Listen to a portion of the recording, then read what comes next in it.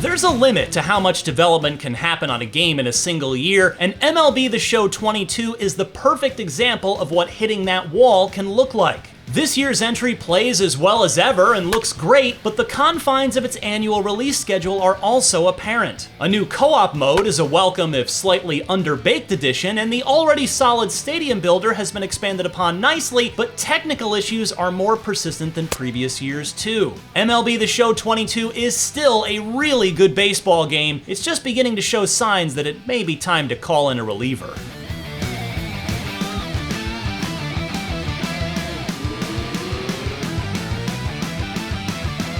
The lifelike recreation of Major League broadcasts in MLB The Show 22 is just as impressive as last year. There's a cinematic quality to the way player-controlled action is framed, with intros, overlay graphics, and the deep pool of stats that baseball fans expect. The lovingly detailed recreations of real-world ballparks look great in 4K, too. The lighting is particularly stunning. Sun-cast shadows in the afternoon give way to 360-degree illumination when the sun falls, and it's easy to forget what you see on the screen is still just ones and zeros. There's an all-new broadcast crew bringing their voices to the series this year. John Boog Sciambi and Chris Singleton have replaced the Matt Vasgersian-led team as the in-game announcers. The performances are generally convincing, and new voices are refreshing after many years of the same crew.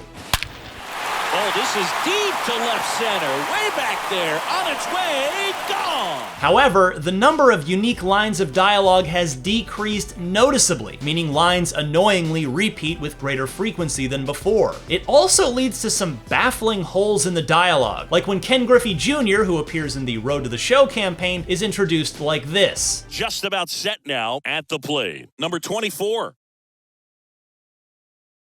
The strength of MLB The Show is traditionally in its versatility, and that's no different here. Controls can be simple, with automatic base running, one-button pitches, and easy hitting, or they can be complex, with multi-part thumbstick movements for pitching and precision hitting. The former is easier to execute, but the latter will yield better results if done well, rewarding you for trying to grow your skills without gating others out. Likewise, franchise mode can be played in painstaking detail with minor league call-ups, drafting, scouting, and micromanaging of budgets. Or that can all be set to auto while you focus on the games themselves, giving you multiple ways to finally earn your favorite team a championship. It's a feat of design to be able to cater to users from the casual to the hardcore, yet MLB The Show continues to set the bar. That said, new rules to extend the designated hitter throughout the entire league for the real 2022 season aren't reflected here. This is especially disappointing as it relates to the Show 22's cover athlete, Shohei Ohtani, who is a revelation as both an elite pitcher and hitter. This rule change allows him to be relieved as a starting pitcher while remaining in the game as a batter, but the show doesn't currently make the same allowance. It's the sort of issue one would hope can be resolved in an update, but as of release, it's a swing and a miss.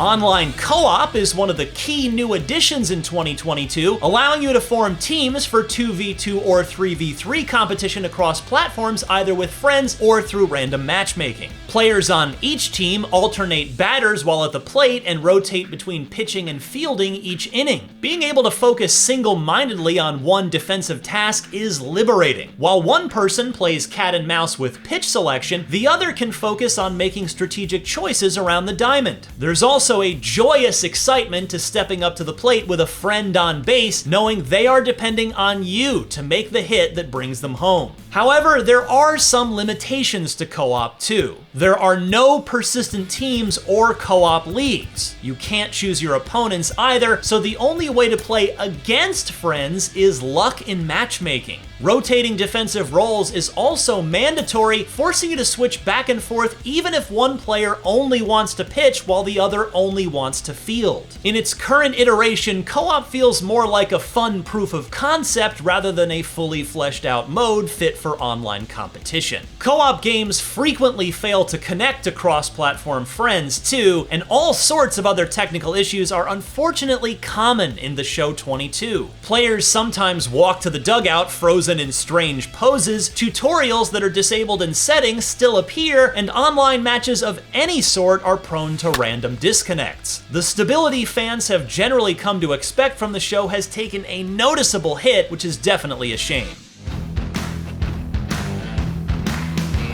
The Diamond Dynasty mode will be familiar to series veterans, allowing you to assemble and face off against teams made up of players from throughout baseball history, collected via randomized card packs. The concept is well established in sports games, but the execution in the show has been and remains excellent. Programs return as the Battle Pass stand-in. You accumulate XP by playing any of the show's different modes, unlocking rewards as you progress up levels. Stubs are your primary currency for purchasing packs, which you can once again buy with real money. But you also earn them at a reasonable rate regardless, one that doesn't feel like it's coercing you into spending cash. In no time, you can relive the glory days of the 90s Seattle Mariners, with Ken Griffey Jr. patrolling center field, while the golden mullet-adorned Randy Johnson attacks batters with relentless fastballs. A new mini-season mode is a very welcome single-player focused activity for your Diamond Dynasty team too. It pits them against 7 CPU-controlled teams in a 28-game season, complete with a miniature playoff at the end. Between this and the returning turn-based strategy-esque Conquest mode, it feels like we have reached a point where it's possible to have a rewarding Diamond Dynasty experience for players who prefer not to face the Wild West of random human opponents. Meanwhile, the Road to the Show story mode is indistinguishable from previous versions, but it continues to be one of the best modes in any sports game. Playing as a created prospect and following your player on their journey to the big leagues while you raise RPG-esque baseball stats is addictive.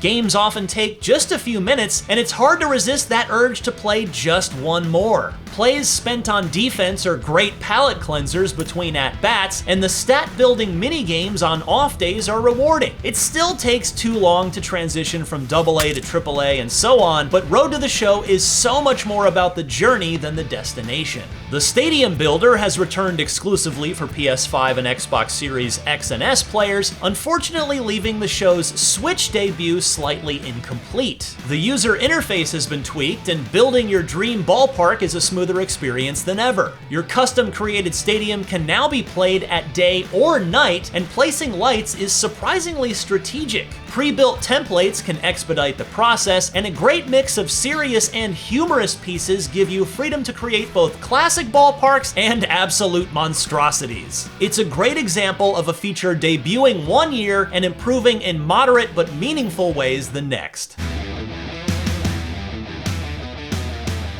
The key modes in MLB The Show 22 are as fun as ever, which is no surprise given that most of them haven't changed significantly. Hitting, pitching, and fielding remain sublime, and another year on the newest generation of hardware has virtual ball players looking even better. But technical issues are an unexpected nuisance, and co-op is fun but unfortunately underdeveloped. The tension between its reliable small refinements and incomplete major additions is the clearest sign of the limitations an annual release can have on the series so far. MLB The Show 22 remains a very good baseball game, but it's beginning to look like a star ball player on their way toward a post-prime decline.